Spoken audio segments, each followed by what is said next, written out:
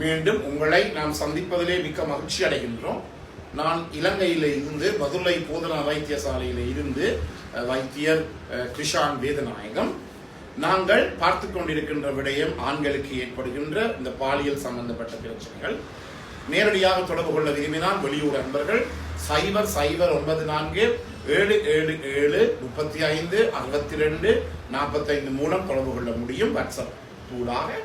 உள்ளூர் அன்பர்கள் 0777356245 மூலம் தொடர்பு கொள்ள முடியும். இன்று நாங்கள் பார்க்க போகின்ற விடயம் இந்த ஆண்களுக்கு அவர்களுடைய இந்த விதையிலே ஏற்படுகின்ற ஒரு வலியை பற்றி பார்க்க போகின்றோம். எனவே இதை பற்றி அதாவது முக்கியமாக கவனித்துக் கொள்ள வேண்டியது என்னவென்றால், ஒரு ஆணினுடைய விதையிலே அல்லது விதைப்பையினுள்ளே வலி அல்லது எடுக்கின்றது என்றால் அதை நாங்கள் ஒரு சாதாரண ஒரு விடயமாக கருத முடியாது. முக்கியமாக கவனித்துக் கொள்ள வேண்டும். எனவே பல பேர் பயந்து என்னுடன் தொலைபேசியின் மூலமாக தொடர்பு கொள்வார்கள். ஐயா, எனக்கு விதைப்பையினுள்ளே இந்த பின்னினாலே குத்துவது போல வலி எடுக்கிறது, நான் என்ன செய்வது என்பதை பற்றிய விடயங்களை அவர்கள் சொல்லுவார்கள்.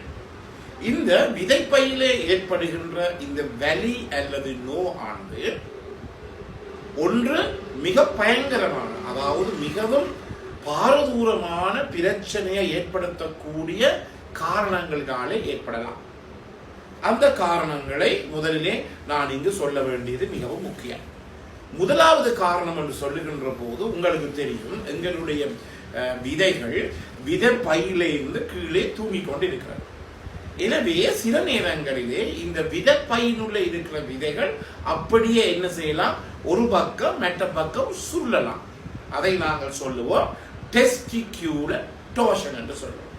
அதாவது இப்படி விதையிலே இருந்து இந்த விதைப்பையிலே இப்படி தூங்கிக் கொண்டிருக்கின்ற விதைகள் என்ன செய்யலாம், அப்படியே சுருண்டு போகலாம், இந்த பக்கம் அல்லது மற்ற பக்கம்.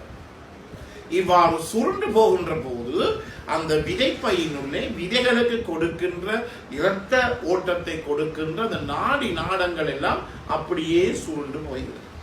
சுருண்டு போனால் என்ன நடக்கும் என்றால், விதைக்கு இந்த விதைப்பையுள்ளே இருக்கிற விதைக்கு என்ன நடைபெறாது, இரத்த ஓட்டம் நடைபெறாது, இரத்த ஓட்டம் தடைப்படும்.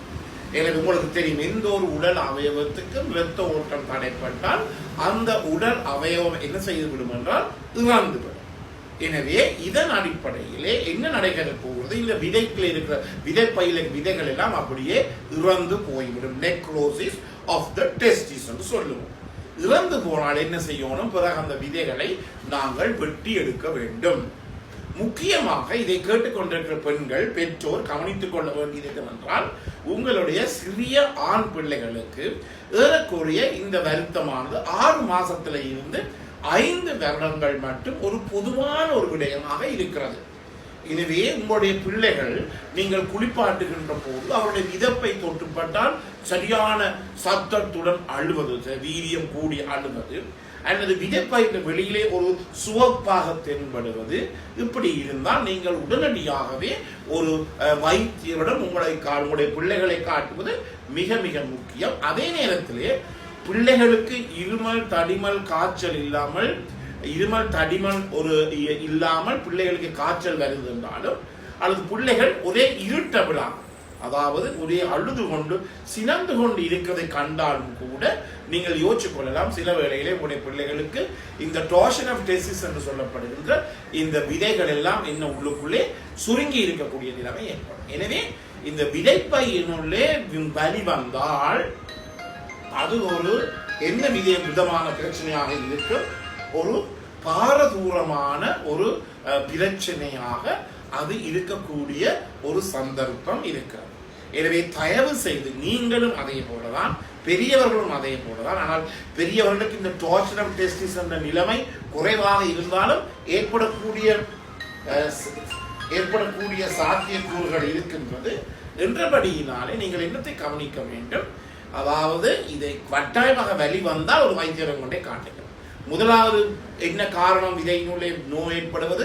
முதலாவது காரணம் விதை பையினுள்ளே விதைகள் அப்படியே சுருளுவது. இரண்டாவதாக முக்கியமான காரணம் என்னவென்றால், இந்த விதைகளுக்குள்ளே என்ன செல்வது, ஏதாவது ஒரு கிருமி தொட்டு செல்வது. அதை நாங்கள் எபிடிடைமோ ஓகைட்டிஸ் என்று சொல்லுவோம். இந்த விதை பையை சுற்றி விதையை சுற்றி இருக்கின்ற ஒரு நரம்புகள் அப்படி சுருண்டு சுருண்டு சுருண்டு சுருண்டு இருக்கும். அதை தாங்கள் எபிடிடைமிஸ் என்று சொல்லுவோம். அதனுடன் சேர்ந்து விதையினுள்ளே கிருமி செல்வது. என்னத்துக்காக விதையினுள்ளே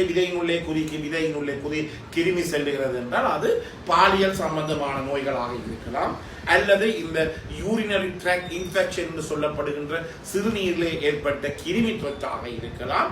இதன் காரணமாகவும் இந்த விதையிலே நோவலி ஏற்படும்.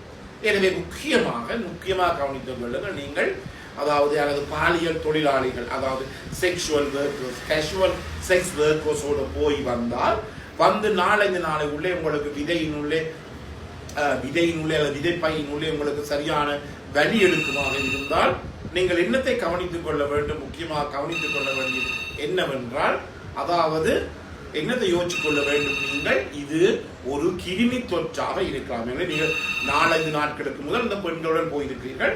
பாதுகாப்பற்ற உடல் உறவை, அதாவது கொண்டம்ஸ் அல்லது இந்த ஆணுறை அற்ற உடல் உறவை நீங்கள் செய்திருக்கிறீர்கள் என்றபடியாலே உங்களுக்கு இந்த பாலியல் நோய்கள், செக்ஷுவலி டிரான்ஸ்மிட்டட் டிசீஸ் உங்களுக்கு வந்திருக்கலாம். இதை கவனித்துக் கொள்ள வேண்டும். மூன்றாவதாக இன்னும் ஒரு நிலைமை இருக்கிறது என்றால் ஹேர்னியா என்ற நிலைமையை நாங்கள் பார்க்கின்ற போது, இந்த ஹேர்னியாக என்ன சொல்லுவோம் நாங்கள் தமிழிலே, குடல் இறக்கம். இது கூடுதலாக பெண்களை விட ஆண்களுக்குத்தான் இந்த விதையினுள்ளே இந்த குடல் இறக்கம், விதை பையினுள்ளே குடல் இறக்கம் வந்தால் இருமுகின்ற போது அப்படியே விதை பைகள் அப்படியே வீங்கும். இது இந்த ஹேர்னியா என்று சொல்லப்படுவது இந்த விதை பையினுள்ளே வலி ஏற்படுவதற்கு ஒரு காரணமாக இருக்கும். எனவே இந்த நிகழ்ச்சியை நீங்கள் தொடர்ந்து பாருங்கள், காரணப்படுத்துங்கள். யூடியூப்ல பார்க்கிறவர்கள் ஷேர் பண்ணுங்கள், லைக் பண்ணுங்கள். அதே நேரத்தில் மணி சின்னத்தை பெல் சைன் அழுத்தி நீங்கள் சப்ஸ்கிரைப் பண்ணுங்கள். டிக்டாக்லே மறக்காமல் ஃபாலோ பண்ணுங்கள். மீண்டும் உங்களை சந்திக்கும் வரை நன்றி, வணக்கம்.